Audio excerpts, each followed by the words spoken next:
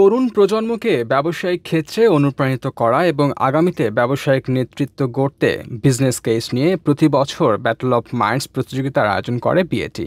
বৃহস্পতিবার রাতে রাজধানীর রেডিসন ব্লু ওয়াটার গার্ডেনের গ্র্যান্ড বলরুমে ব্যাটল অফ মাইন্ডসের ২১তম আসরের গ্র্যান্ড ফিনালে অনুষ্ঠিত হয়।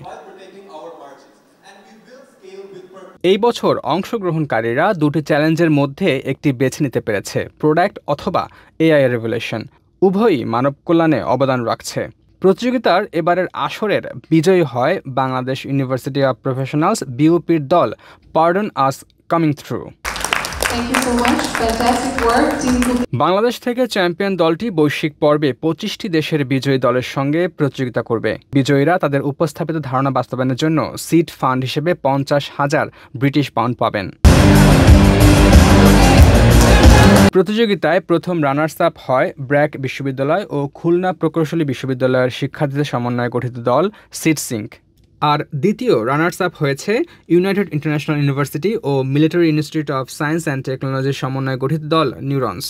অনুষ্ঠানে প্রধান অতিথির বক্তব্যে ঢাকা বিশ্ববিদ্যালয়ের উপাচার্য অধ্যাপক ডক্টর নিয়াজ আহমেদ খান বলেন, তরুণদের ক্ষমতায়নের রূপান্তরমূলক শক্তির পাশাপাশি অর্থনৈতিক প্রবৃদ্ধি ও সমাজে ইতিবাচক পরিবর্তন আনার ক্ষেত্রে তাদের অপার সম্ভাবনার উপর গুরুত্ব আরোপ করতে হবে।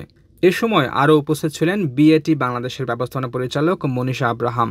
প্রতিযোগিতায় দেশের ৭০টির বেশি বিশ্ববিদ্যালয়ের ৩,৭০০-এর বেশি প্রতিযোগী অংশগ্রহণ করেন।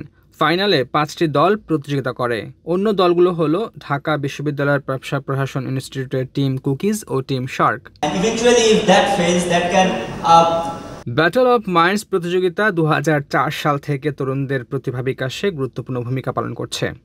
তাদের প্রায় ২,০০০ সদস্যটি সমৃদ্ধ ও বিস্তৃত নেটওয়ার্ক রয়েছে। এই নেটওয়ার্কের সদস্যরা বিভিন্ন পেশাগত ক্ষেত্রে উল্লেখযোগ্য অবদান রাখছে। রুমান আকন, বাংলাদেশ প্রতিদিন।